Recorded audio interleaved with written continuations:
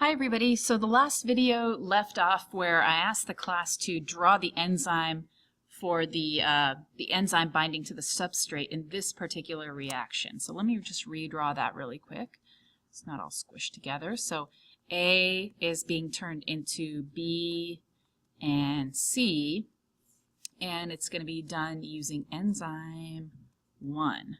Okay, and so you want to show the enzyme as definitely being bigger than the substrate. Usually the enzyme goes around the substrate, and so you could draw it kind of like this if you wanted to. So I'm going to draw A, and I'm going to draw the enzyme kind of fitting in around it. Okay, so the active site would fit exactly like a lock and a key type of mechanism right in there. So A would go right in the active site of this enzyme. Okay, so here's our enzyme protein. It's going to bind to the substrate, it's going to crunch down on it, and A is going to poof turn into B and C. Okay, so the shapes that I drew are a little bit extreme, but you see what I mean. So the active site actually kind of forces the substrate into the products, and then they are then released. Okay, and so let's take a look at this graph that you guys have in your notes. Let's look at this. So this is basically the energy change of a reaction that is exothermic.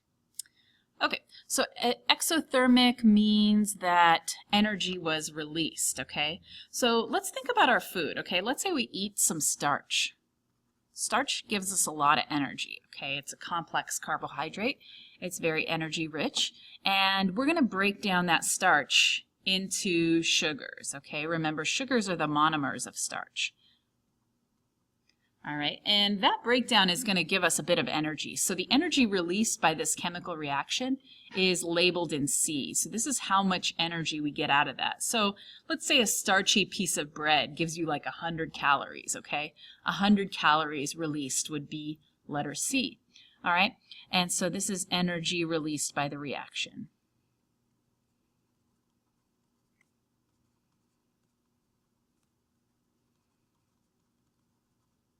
Okay, now here's the thing. Starch doesn't just break down into sugar by itself.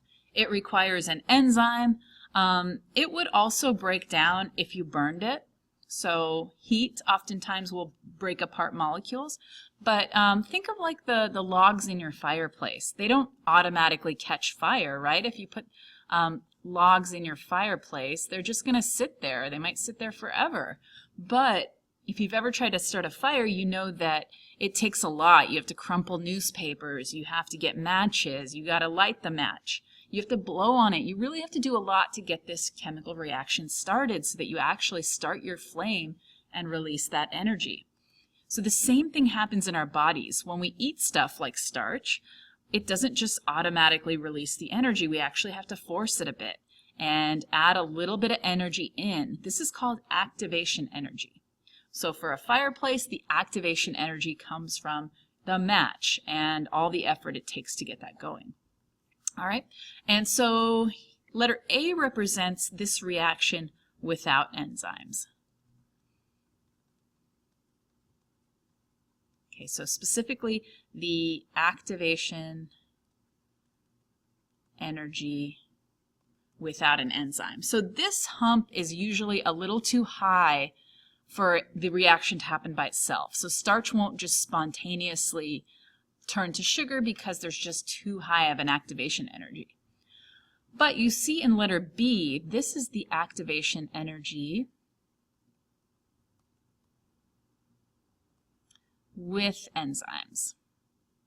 And you see that's far lower. So enzymes actually lower the activation energy, and now our own body heat is enough activation energy combined with that enzyme to help it go along, and that's going to get this reaction going so that we can actually release the energy of our food. All right, and so notice also that with or without the enzyme, we still get the same amount of calories. It doesn't actually change the, how much energy is released here. It just helps it happen a little bit easier. All right.